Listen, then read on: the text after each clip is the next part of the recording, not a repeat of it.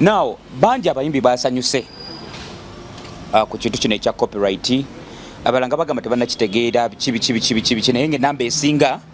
nsanyufu nti tuli bagagga. Copyright eno abayimbi abasinga tebagitegeera nti osobola okugamba nti abayimbi mwenna mujje ku National Theatre tugeze ne bajja abayimbi 10 n'obabuuza what is copyright law biki bimu kubira enduulu nga kuliko abategeera ki copyright ontegeera bulungi. Now copyright eno wenkugambira nti nno abantu abasanyuka ne bagamba nti bugagga tufunye obugagga na biki bwosigadde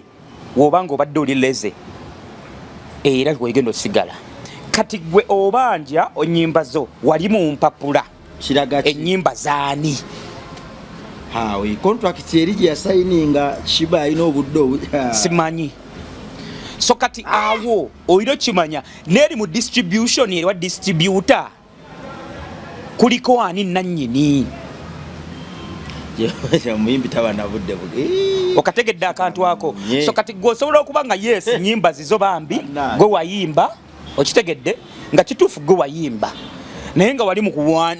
biwandiiko mu documenti olimu nga performer. Sheeba like yayingidde akantu bino ebintu byammwe bino bimuliko bino bimukola bino ebya YouTube yaguddewo era kasuku ndowooza milioni 5 ebiliyoni 5 ezo ndowooza kati Sheeba kwali kubanga zaba bloga kati kubanga kati yafuuse bloga yakoze podcast bagita podcast buli muntu abane TV but songa zezimanyikibwe I don't think simu bubi but I don't think Sheeba needs a podcast right now. Sheeba right now I know focusing more on her music kireka yakikoze for attention. Abantu abasinga mwade mugamba nti no Gravity talina biraga yabije contract yajijeyo ne color recording azirina yamwetolola dda ayina neza muzeeyi nga yogera ne muzeeyi nazazina azirina era kigambya mu voice mu color recording zayina abaziwulirako according to abaziwulirako temuli Gravity nga ayogera ku kintu nti muzeeyi nyimba tekiri nti muzeeyi nakuyimbidde campaign tekiriko nti ate muzeeyi munange nze njagala kufulumya nnyimba mpya nedda buli amusaba nga amusaba bintu bye birala.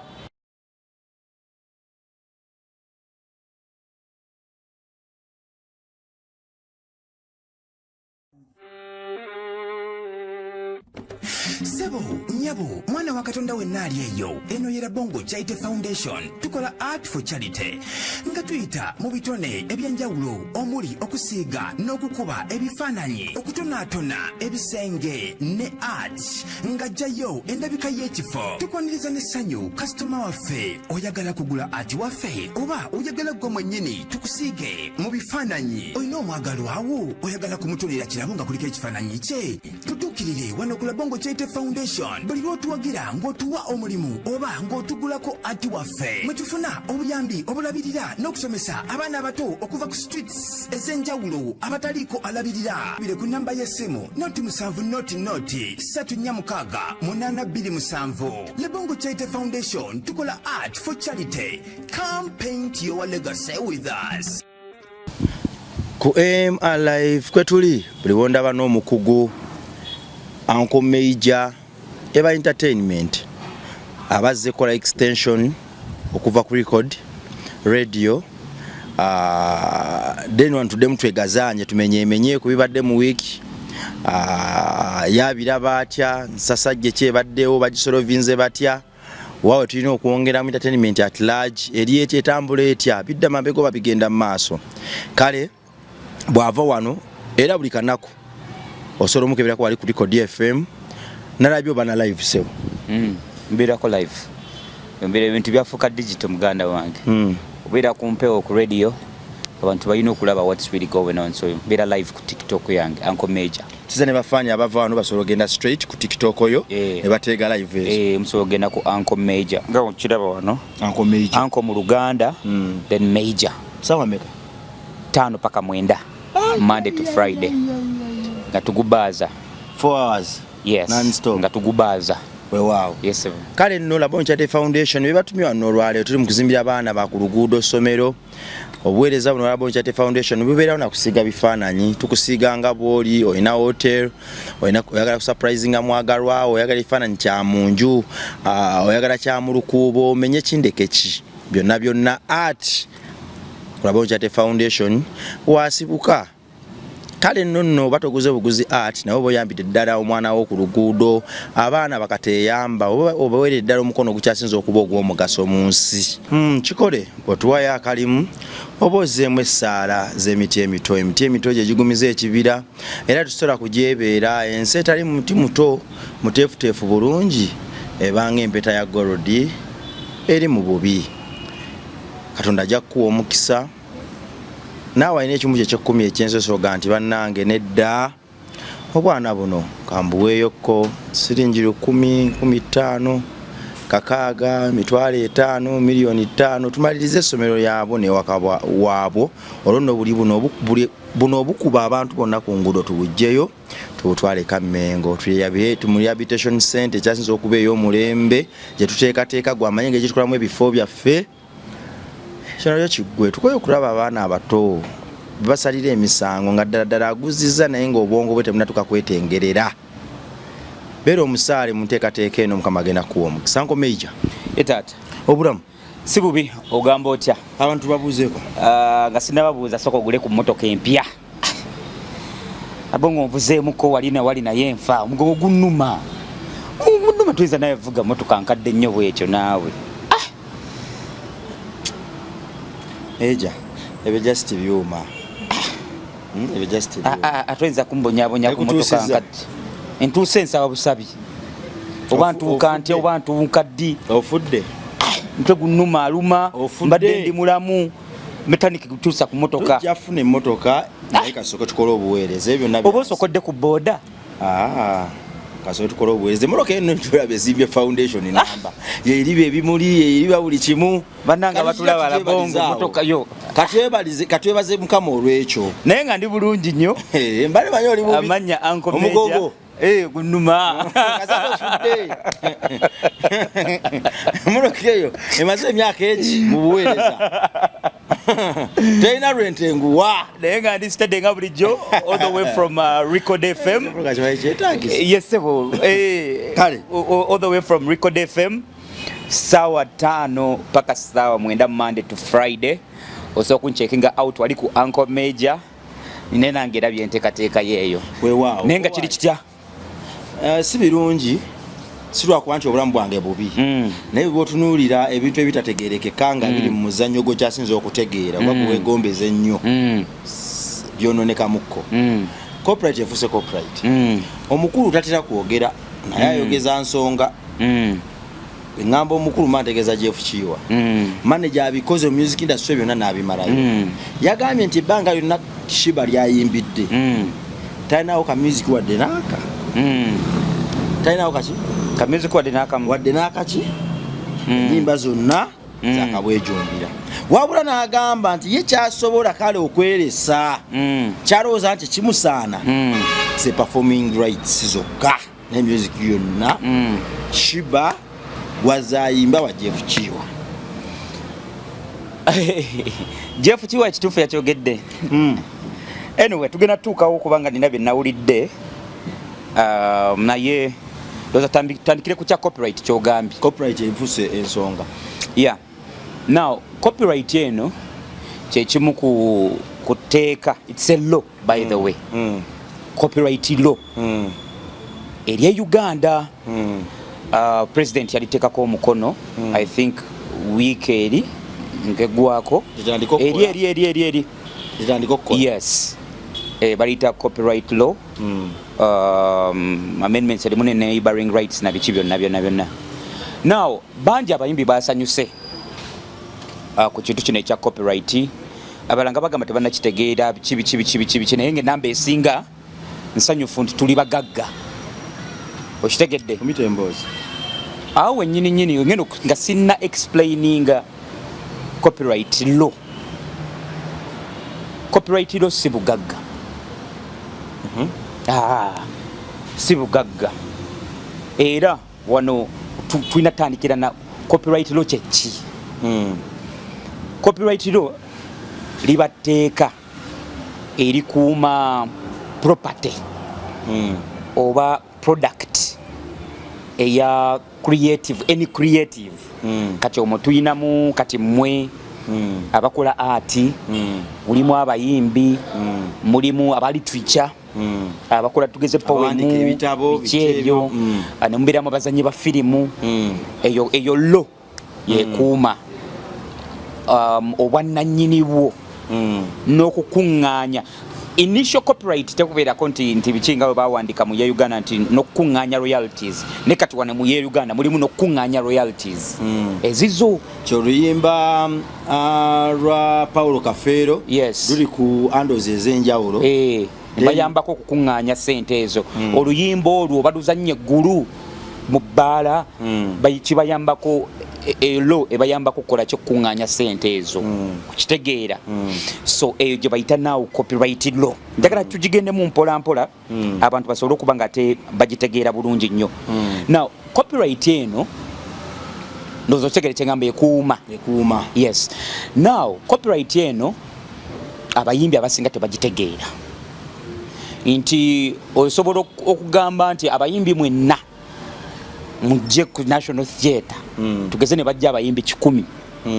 n'obabuuza what is copyright law biki bimu kubira enduulu nga kuliko abategeera ki copyright ontegeera bulungi now copyright eno wenkugambira nti nno abantu abasanyuka ne bagamba nti bugagga tufunye obugagga na biki bwosigadde wobanga obadde oli leze era wegenda osigala nfuna bulungi wekusanze obanga obadde teweeyimusizza tegenda kuyimusa okitegedde oluyimba kubanga yo kyekola egenda kukuuma nawo okugamba nti nno ebintu byo nga kiringa wonagamba nti obadde olina ettaka nga teririna kyapa kati n'ofuna ekyapa nti land board ekuwadde ki ekyapa okitegedde kati copyright weeto weeri tekuyambako n'ofuna obwannannyini nti owabadde tugeze obadde kubanga kati abasingira abayimbi abasinga muyina ba distributor ti distributor yo muuluyimba n'akuyamba n'alukola ki naludistributinga wano nawali okitegedde era akuddiza sente zo abadde bakuddiza sente zo okitegedde naw ekyeyongeddeko kyekino nti radios kubanga ko radio UPRS media houses badde sasula UPRS okitegedde amabaala agamu gabadde gasasula okitegeera so kati just ndowooza kwongeramu kulaba ngeri gye bafunamu ssente ezo in the right way okitegeera oba kyeŋŋamba so tekiri nti nno nti labongo obadde muyimbi nti kati copyright ezze labongo ogenda kugaggawala ogenda kujooga nedda manye nkuŋŋaanya entuufu yevaako obugagga zibulaabula tezina direction eziriwa sente zibadde zibulaabula zesobola okuŋŋamba zeza UPRS zeza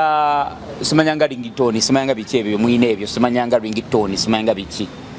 sente zisigadde za online zibadde zijja tezigenda kukyukamu my brother wabula kati ekikyuseemu kyekino nti kati abayimbi mugenda kwetaaga mainstream nnyo jjukira mwali mwagigoba okitegedde mwali mwagoba mainstream nga mugenze ku TikTok YouTube gye mufokasinga kati kiba kitegeeza essaawa eno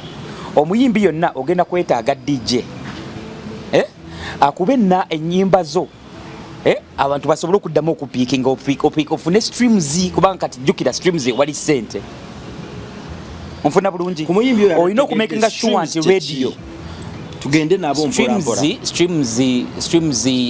nkitwalenga abalinga ku Spotify oba abali ku mitimbagano egyo emirala okitegedde buli wowuliriza oluyimba luwo balina kagondi ke bapeyinga yakatono dolemu we butyo I'm not certain of the numbers sagala kwogera fake numbers naye waliwo at least opikingayo buli oli wawuliriza ba streaminga okitegedde tolya statement enegamba nti streaming live okitegedde nti oli kasita akwata olimalo n'aluwuliza olwamaama okitegedde kwezo kati sites ezo streaming nabiki byonna akasente kaba kakola ki kagwa mu nsawo kubanga kati right now ndowooza wiiki omwezi nga gumu emabega Joshua Baraka ye muyimbi mu East Africa abadde akyasinze okustream ne streams mu East Africa yajjako Diamond Platinums ekitegeeza ki sente okitegedde onfuna kati bulungi so kati kigenda kukakatako omuyimbi otuke mu bbaala nga DJ kati akukuba abantu bugende ku playlist zaabwe agayo nawulidde ekiyimba kya metanikira bongo kino bannange kangene nkikyekingeko abanda kati bashazaminga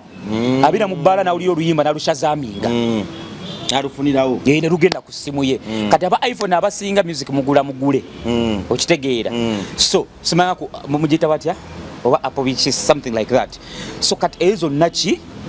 sente so kati wetaaga plays ogenda kwesanga wetaaga mainstream ogenda kwetaaga DJ oyagala toyagala now that copyright has come now ekirala ekiri ku copyright yeno omwavu endongo eno yantandika okuzitowereramu kubanga ojje wegendereze any entity kasteefuuka ligo nga government ejijjako omusolo eyina engeri gyegenda mu line kiba kitegeeza n'okugiyingira akasente kakola ki keyongera ekyo kyonjagala mukitegeere kati kwe kugenda okuzaala it's going to be now the birth of record labels now omuyimbi alina kuyingirira mu record label tajja kisobola yekka ng'ebulaayo eyo kyovula nti record label nyingi era kyovula ebulaayo omuyimbi wakikuba je abira star cause it's a lot of work okitegeera era abasinga bayitira ku record labels biki na biki so copyright lane ngeri gye yazze egenda kubeera enzaalwa eya record label business mu Uganda kubanga wali emabega teri muntu ategeera wa sente nga ategeera nga ali serious yandiyagadde kuyingira entity nga sente ze teziri governed teziri protected investment ye nga teri ki protected now eri protected kubanga gowe no muyimbi now wafulumya oluyimba oba projects zonna oyina okuregistaringa ne URSB luyimba oyina okuregistaringa ne URSB eyo property yo gy'oyagala ekole ki ekuumibwe nti neonabereka bwera maido lujja kuba protected jukira babaleetedde bumashini oba busensors simanyi wabuyita nyange ndowooza bagenda babuteeka mu bifo ebyenjawulo ebya commercial mabaala hotels radio stations TV stations simanyi ngeri gye bagenda kikola mu bbunga bo naye bagenda baziteeka mu bifo ebyenjawulo so zo ezireceiving nezikanyuga kati eri ewammwe mbayimbi eri ndowooza kati oba ofisi zammwe ziriwa zemugenda okubeeramu I don't know UPRS oba something like that simanyi onfuna bulungi so kati jukira eno system eno by the way te peaking anti epeakinze metanikira bongo as far as I know ngeri gye natambulamu nagenda ke Rwanda eyo ne Kenya te peaking anti metanikira bongo luyimba mama wabule ina kodi ze peakinga buli luyimba luyina kodi yalwo okitegera kubanga ojja kwesanga etali waliyo metanikira bongo omulala okimanyi oyinza okuba nga oliwa naye nga waliyo metanikira bongo omulala ate nga naye muyimbi naye nga alinayo akayimba ke bayita maama so kati kiba kiriwo ekityo muba mugenda kikola mutya yes so picking a code so kati abayimbi abanafu nayo kigenda batawanyo genda ku URSB sibaya ku registeringa in which kale bagenda bakolera online bagenda bakutira ndowooza online ng'oluyimba olusobola registeringa ku online biki ebyo naye kati omuyimbi omunafu onaawulira naye nga ekirungi ekiriwo copyright eno egenda tuleetera abagagga copyright law egenda kumakinga sure nti katuyingira abagagga mu industry si mu bayimbi mwekka mu firimu mu art wamu w'emikono mu literature ebyo okitegedde kuba kati omugagga aba investinga wakola ki walaba sente ze ngaakimanyi zigenda kukola ki zigenda kuddamu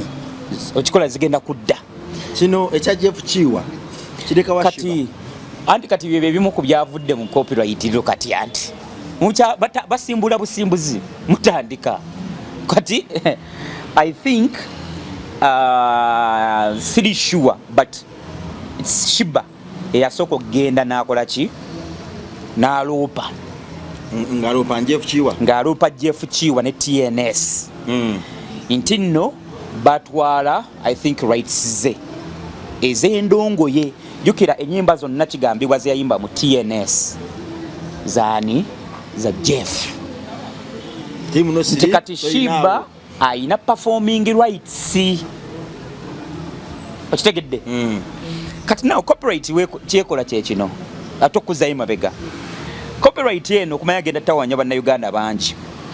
munansonyiwa bannayuganda abasinga bayina enkwe bayina emitima emibi ate tebaagaliza copyright kitegeeza ono alya n'oli alya yemmere ekola ki kyekyo bayita copyright kikubeerera expensive wobanga oyagala kivuga bwomu kubanga copyright eno copyright law woba okola distribution wakye tuyita split bagita batya waliwo fomu gyojjuza ebeerako splitting rights yes omuyimbi producer writer wemuba nga mulimu eyakubya ejjita okitegedde olina okubajjuzaawo abayimbi abasinga wane Uganda ye producer ye muyimbi yabikoze bitya okitegedde so kati right now omanyi batugamba etteeka teritera kukola nga lidda ki mabega so abasinga bayinza okuwona tetumanyi we don't know naye officially now etteeka lino lisobola kati okukwata oli asobola okukuloopa oli asobola okukuloopa n'agamba nti nze Bongo yagenda n'ateekayo oluyimba lwange n'alwefuula nti lulwe producer wo bwekitegedde kati nedda ssebo bagenda kweroopa lino teeka kooti ekola ku mateeka era so buli kooti eba ekola ki so kati ekiriwo kyekino copyright lenye eno mwabagamba mugenda gaggawala kiba kitegeeza kati officially sente mugenda zigabana nfuna bulungi webanga streams ezo zonna digitally okola tugeze omwezi milioni 10 according to the split sheet bagita split sheet buli ayina percentage ye ino gende wuwe kuli starting oluyimba buli muntu yenna yakola ku luyimba olwo genda ne account ye guitarist Byron Major era bw'omuteeka mu wooti eri bamuweereza tugeze okoze nesimu woba jjuza wano n'oteekamu nti nesimu biki ne bakusana ne email yo eri ng'afuna message ku simu ye ng'ejja nti bakutaddeko wano nti yegwe producer w'oluyimba weeruti ne weeruti kituufu percentage gy'ofuna eri bweti ne bweti ne bweti nti yes okay yes papa so sente ezo weziba zijja ssebo zirina okwegabanya ssebo so togenda kuddamu funa milioni 10 zo nga gw'obadde ozifuna olw'omutima gw'omubi n'omulugube producer alinya mu kinigi n'omuyimbi avuga ama okitegedde ate ebintu bino ebya copyright iro bya kisiru osobola okuba nga oli muyimbi nga gwe wayimba oluyimba nga wateekamu ne ssente naye ne bagamba oluyimba si lulwo lwa producer ne songwriter sinzira nti kundagana kati ekiriwo kyekino nti gwe nagambira tisobola okubeera expensive nti osobola otuula ne Nesimu n'omugamba omanyi Nesimu royalties oluyimba luno tulukoze tugeze. Let me give an example of Vairota. I know oluyimba lwalina lulungi. I love his song baluyita Toma. N'atuula ne Nesimu n'amugamba omanyi badde nkusaba koli kuba writer ne producer nkuwe sente mmeka okiveemu. Ebyange biggwera wano togenda nange wabwe. Yes, ebyange biggwere wano bikome wano. Nesimu ali waddeme kugamba mpa milioni 10 nkite nkuveeko nze kubanga bakulekedde obugagga bwo okitegedde kubanga stream oluyimba olumu lusobola okuddiza tugeze akawumbi lusobola okuddiza emitwalo nga 5 ejja dola okitegedde okibala abalamu nti era omuyimbi obo producer obo mubbi right obo babbi biki so abakugameze mpe 10 ogende n'ebintu byo okitegedde wengo okwata. Aha, now ekirala kyenerabidde ekirina okugundi ku copyright law eno nti kati abagagga basobola okujja n'agula katalogo yo ey'endongo yo katalogo nagamba nti nze katalogo yo njiguze. Kyeki katalogo ye wakawo yenna asobola okugamba musobola otuula ne mugamba ze katalogo yange gye nkuguza mbadde nsaba nkuguze okuva ku nnyimba z'omwaka weeguti paka omwaka weeguti. Naye ate copyright law ekola according ku kye nasoma ekye Uganda wano copyright law erwaninga emyaka ameka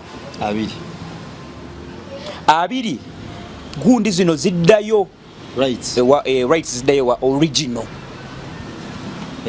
omuyimbi kati so kati katalogo obo giguze ndozo gigula after like for 20 years after 20 years nga zikola ki nga ziri freshinga oba musobola okubanga oli mu luvunyo nogamba nze gomanyi nze kuwadde katuwandike nti buli myaka 2 abaana bali signing etkomewo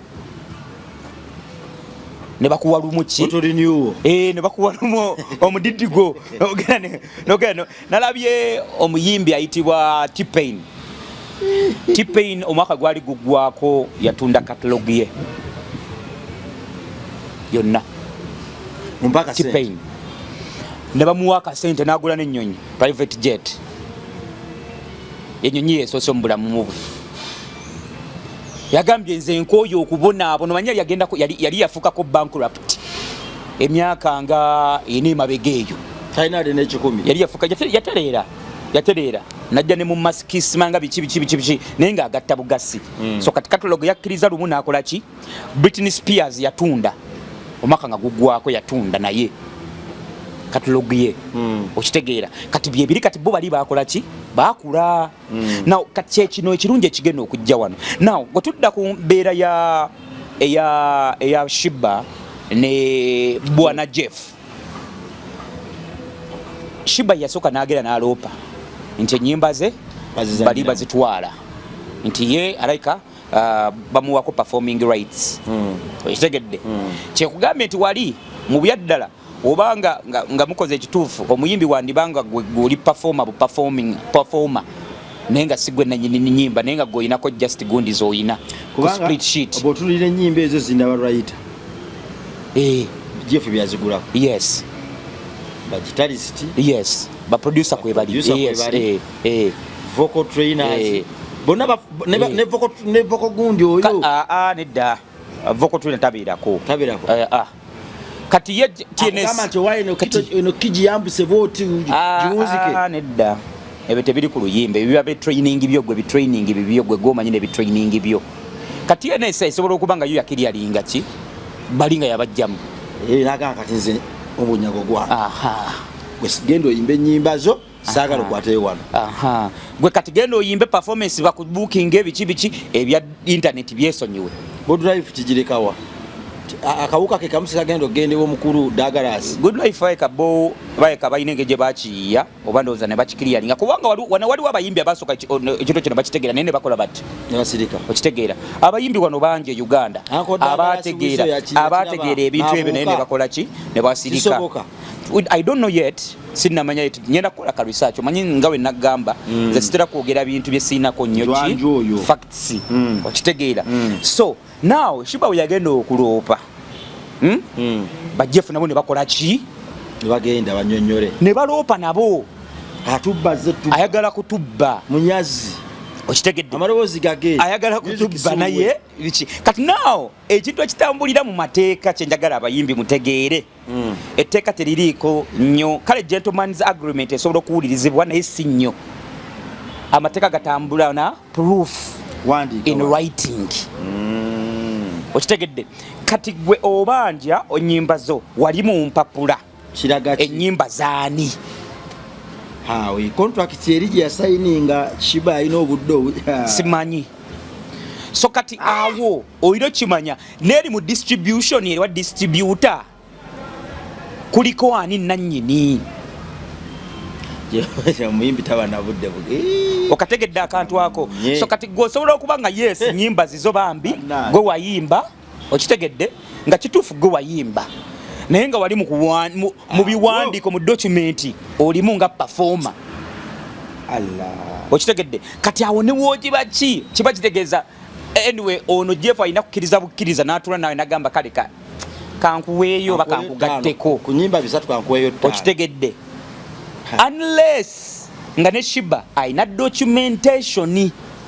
awo olutalo luba lugenda kukola ki kweyongerayo naye we kiba nga kiri kya mu bigambo waba wagenda kubeerawo obuzibu bannaki ate tano tekiri ku Sheeba yekka kikyajja kikyabayoola abo kinyonyodde awo nkirabye kikyabayoola mpola mpola kikyabayoola bato kitegeeza ki kitegeeza nti gwe muganda wange ndaba yessaawa otandike okukola buli kintu kyo nga kiri streamlined va mu nkuubo yes oluyimba lufulumye wofulumye oluyimba ogenda sooka lubeere nga luli ku mulamwa kati awo kiba kitegeeza nti buli muyimbi kati ogenda kubanjibwa bulungi nnyo gavumenti baraba ebintu bye bitambula bitya bakoze obuwumbi 10 kubanga balina product oba balina product gye bakuuma bakola yes eggwanga likola nawe liyo ku musolo yes ndowooza olaba engeri endongo gyegenda kati genda kunyuma endongo egenda nnyuma muganda wange mwabasanyukirira mbwesimanga tuli bagagga wo katula ogendo ne woba ogitunze sali wakolina okubaawo abasajja emisolo balina oginona eggwanga omusolo kasita gukola kyegulina okukola olaba kati otunda ttaka bagambye kati otunda ettaka gavumenti eyinako percentage yayo egyagala kati ate olwo bino ebiri mu mateeka kati nti kati oluyimba lwa metanikira bongo luluno baluyita maama luyina kodi bba tusiriko stroke KWU waliwo omusajja baba balina oddu bangi waliwo kampani eyajja yes nga eyagala ennyimba zange nnya ennyimba nnya yes kwaliko sorry maama kwaliko maama nsabira kwaliko abalasa tebalya nnyama nekubaako ne memories ennyimba nnya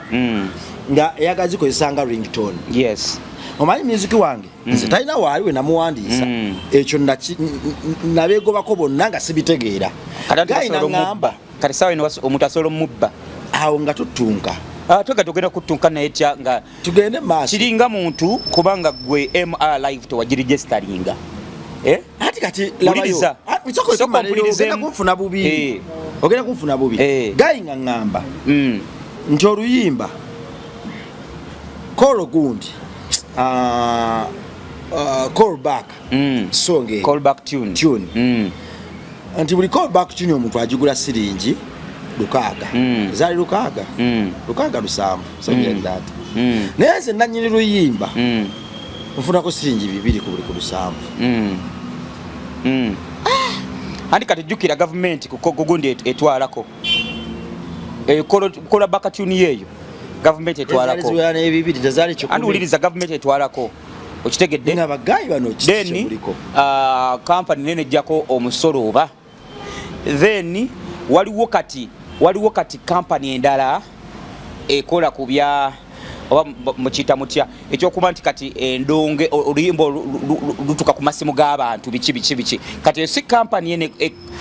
eya ringtone si ebikola kati eina service provider akola ekintu kati naye alina okukola ki okusasulwa kati okkakkana nga wezitwe bazitemyetemye ng'omuyimbi afuna sindi 10 na nyine luyimba kakati awo federation oba government y'abayimbi kati yaweto bweyina okutuula ebalwanirire emisolo gikole ki just gikendeere percentage ekendeere. Major, yes, tudde ku battle ya Sheeba ne Spice Dian. Yeah. Bintu bingi byetuumyawo ku speed kubonna ani yayise battle. Tewali battle as in such naye Sheeba like yayingidde akantu bino ebintu byammwe bino byemuliko bino byemukola bino ebya YouTube yaguddewo era kasuku ndowooza $5 billion ezo ndowooza kati Sheeba kwali kubanga zaba bloga kati kubanga kati neyafuuse bloga yakoze podcast bagita podcast yeah buli muntu abane TV but songa zezimanyikibwe sibya abalondemu simu bubi but I don't think Sheeba needs a podcast right now. Sheeba right now I know focusing more on her music. Chireka yakikoze for attention. Uliriza omuyimbi abeera n'amaloboozi tosobola kuba ogogera n'agamala ku mmeeme yeetaga radio nga 15 abayimbi bonna abali ku record kiri ku record abayimbi bonna abasinga international abakoze podcast bagudde musically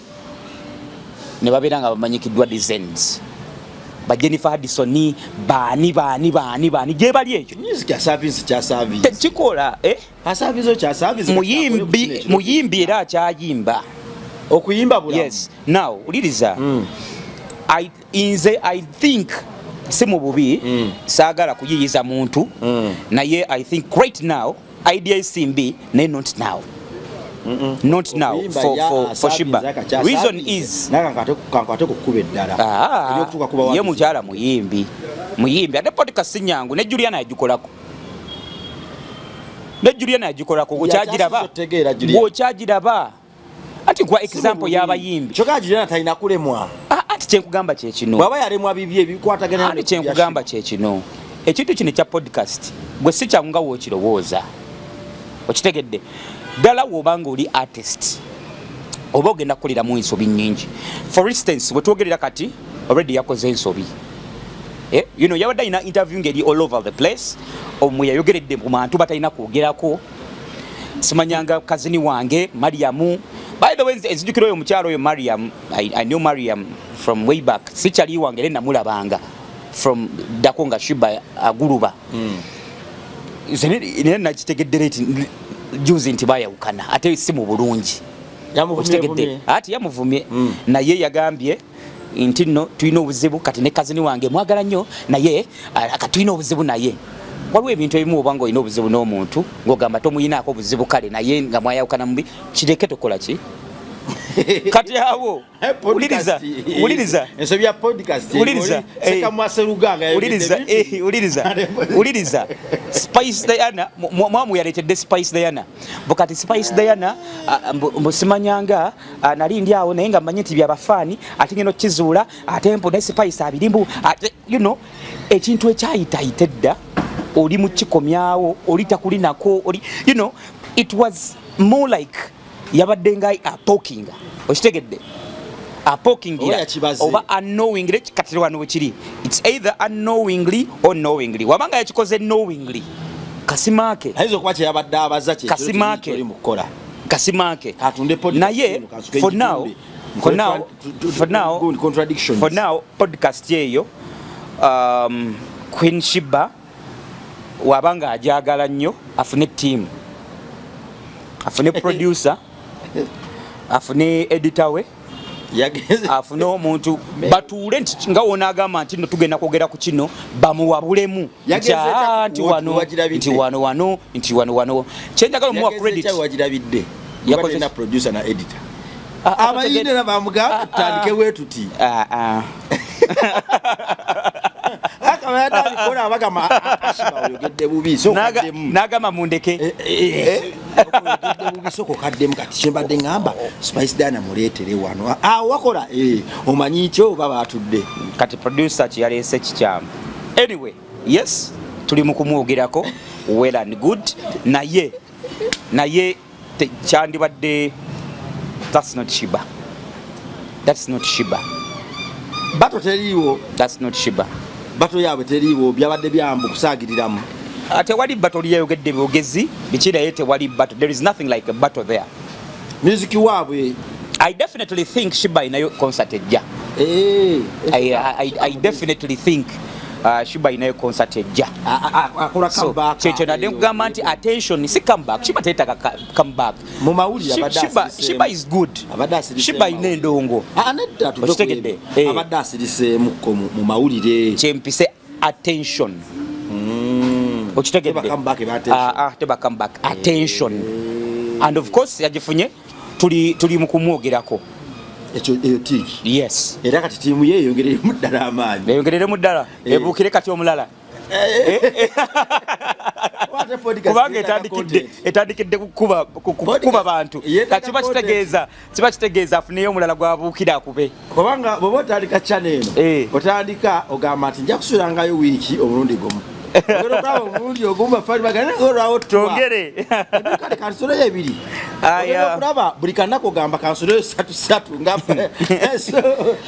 era naye wanakugende munakutwalira munakuyiwa evivi it's okay but I definitely think kya podcast kibi naye it's not the right time yeah Gravity omutuji yayongedde nabadde manya agenda kujjamu yatawuse butabuzi omusajja amukuta amavumba amugamba kati oba wali abiri kale kankusuuzeeko omukaaga omanyi last time twayogera ku nsonga eyo nga Gravity najjayo nabukakafu nnyo buli awo okitegeera talina ndagaano talina era last time nembagamba nti nno maybe bebe kutannakola ki tanafuna sente yavayo na confirming tanafuna sente yes era nagamba nti nno babanja bonna bagumiikirize now Gravity abantu abasinga kale ye Gravity kitadde kyasinga ate okulala okumunyiiza bano abantu abavayo ne bagamba mbu talina ki contract ati yamugamba ntalina contract manager wa Bebe Cool oli kati ng'ovudde ne kwabo ne nalabye Bat Badru Jenkins mulalo mbera kenyo ku kido aludde naye abo ababiri benalabye those two kati ng'ovudde kubali oli manager ye yayogera ye manager yogera kati live twabivaako dda kati oli kubikadde nkubulira kati biri recent right now kati bano bamanyikidde bagagamero kakati mutabazi wayogera ekigambo kiba kibira ddala mukama ka Bebe Cool manager wa ne Uganda abakadeidei wa muyimbi wano tulina ba manager sikadeidei mutabazi simkadeidei manager woli Uganda ba manager bati manager wa Bebe ba manager ba sikadeidei nga wogamba manager kakati no muyimbi enjaga kati uliriza Bebe Cool atanywa enjaga ngamba sika Bebe Cool ngamba bali abalala manager letero muyimbi abo tebabira ba manager bera baherepa angate manager baherepa we manager gende manager be Uganda bannani mutabazi wacho bwali naye ebisere bisinga mutabazi wayogera ekigambo alina okubanga ayogerera brand we ate era yabadde ayogerera brand ye now abantu abasinga mwade mugamba nti no Gravity talina biraga yabije contract yajijeyo ne call recording azirina yamwetolola dda ayina neza muzeeyi nga yogera ne muzeeyi nazazina azirina era kigambya mu voice mu call recording zayina abaziwulirako according to abaziwulirako temuli Gravity nga ayogera ku kintu nti muzeeyi nyimba tekiri nti muzeeyi nakuyimbidde campaign tekiriko nti ate muzeeyi munange nze njagala kufulumya nnyimba mpya nedda bya musamanga musaba bintu bye birala muzeyi namu ekizibu ennyumba enkuttemu njagala kyonna sikimanyi naye awo agambira nti sente ezo teziyina bwe zikwataganira na zaaki ze yayimbira era n'agamba nti ye contract gy'alina tagirina na muzeeyi agirina na bebe so zonna zajje oba azijjeewa oba mu Iraka oba azijjewa Trump oba azijje tezikwatagana ku ki ayagala miliyoni z'ebimeka 4 mu miliyoni 15 alina ebizibu naye abaana badiringira mu sente nnyingi nawe nakulaba n'ebibbando wano luli ate twogera ku nze nawe odiringira mu sente nnyingi twogera ku nze onanotera abamanja mwana tezaali zo zaali z'ababoosi bo naye ng'odiringira mu sente nnyingi naawe olufunayo kasente mu state house sijja kusasula wafunye zino njikiza buno omwana nga tukyali bato gwe katigula vite gwe katigula vite bakuwadde sente kati kuno toliiko naye aliiko agasiwa baani zitemera azibongere oba zino zo kati engeri gy'atagenda naye kazezze nze I would say nti okubanja gravity okubanja si kibi dembere yakola naye olulimi lwakozeseza nga abanja waliwo ebigambo ebimu waliwo ebigambo ebimu ebitalina kukola ki kuyisibwa ku mukama kozi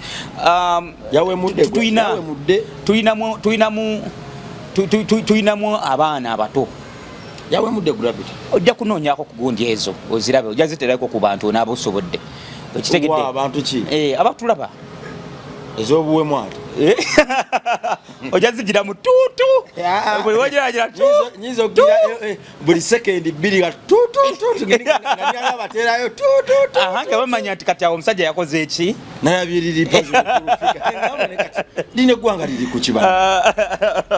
nga liri pazo nefulufiga emboozi yawe yonera tuutuutuutu ng'ekirala nnyo kyosobola okugjamu ate n'erinnya lya fulufiga ngera nalyo liri mu tuutuutu sigenda lumba fulufiga oyo entalo zaabwe zirimu kubanga abo baali ba mukwano abo baali ba mukwano boolaba abo ababiri okitegeera so abamukwano babeera bayomba ebyabwe okitegeera now gravity nkiddamu talina buzibu kubanja yakola ki yakola okitegedde ekya bebe okugamba mutagenda musasula byonna tubibulira mu mbu okitegedde gravity upstairs ekola bulungi akikakasa yes tasobola kuvayo n'akola branda ng'omusajja akyogerangako yagamba bakubira mama Cathe atuwe ku voice note kubanga kati asazeewo kubiteeka mu public mu simu ya mama Cathe voice note ziri mu simu ya mama Cathe agimuwe agitutereeko tugiwulire ate ayinza obutayagala biyingira mu Cathe yamutadde mudda ate ayinza obutayagala kujjayo proof ate nga olwedda yatujjedidde contract bikina biki ekyo tolowooza kyano kyeyandi kituwadde akakase gravity oyo si musiru abantu balowooza gravity musiru naye si musiru tewali agambye nti gravity musiru era nkugambye nekugamba okugjayo endagaano ezo nakyo si nsobi naye nze waliwo akantu akalala kendowooza nakuli nakwogerako kyandibanga bano abayaaya ababiri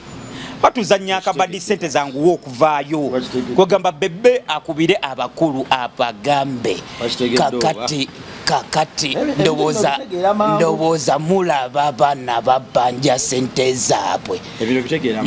mwanguwa okumpa sente z'abaana nange nakirowoozezaamu nze bwendowooza nyinza okuba nga simanye naye nze ndowoozaamu kayinza okuba nga kabadi nga bakazanye eri abakulu bebe asobola obbabanja mangu nti owaya ndowooza omulaba abaana babanja abaana sente zaabwe bazaagala abaana sente zaabwe kale tusiibule tumalirize gwe mwana wa Katonda ali eyo programu eno yankizo nnyo tubaye tugimisinga nnyo ku channel yaffe ndowooza tugyolokaminge tukwate Kasavo Kanyama ebiseera ebisinga talents eziri exception gye tulina ozikolera kiri kimu kyakuziteekako tuzirabe tuziggwe nnyalwe nze nsuubira nti Uncle Major ono be bamu ku bantu abasunsulwa eggulira entertainment mu malowooza ag'enjawulo kwa manyina okwogeza abantu naawe n'oli gwe nayo kale kujubisa naabwe ate tukijubisa nnyo ssebo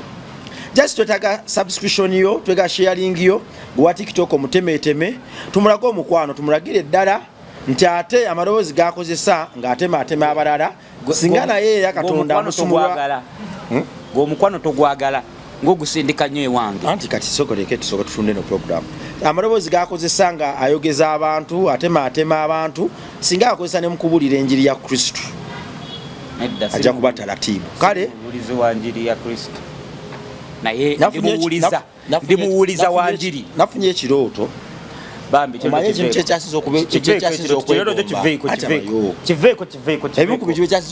kirimu okubulira enjiri nze okubulira enjiri kiveeko kireke kubulira ekyange kiri kunze kiri kugwe kituufu ekyo kitendasiza okwegomba ennaku zino okuteeka mu nkola njagala nfunayo ku sipiika zange nga ŋŋendako ku makubo ne mbulira ku njiri bivaani ebinene nga nsalako akatale omperekereko sijja kuwerekera tubuulire ekigambo kya Kristo sijja kuwerekera ngenda kubanywa bbiya wange nga wali we tulaga firimu ya Yesu weno we tuwulira ekigambo kya bbiya wange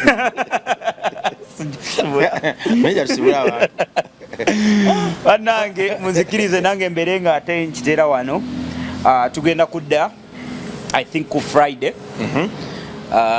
tubere nga tulaba ate ensonga ezinaabaawo awo abatufollowinga kyakabi nnyo kwendi ku Uncle Major ku TikTok yange nga wondaba wano Uncle Major Uncle ya mu Luganda Uncle Major ya Jamaica lyange ya mu Luganda ya Lutala sis tubereyo naye nga tuteekayo content ya international kale bakama bafa abadde batusaako program eno ye Client Beauty World kale komawe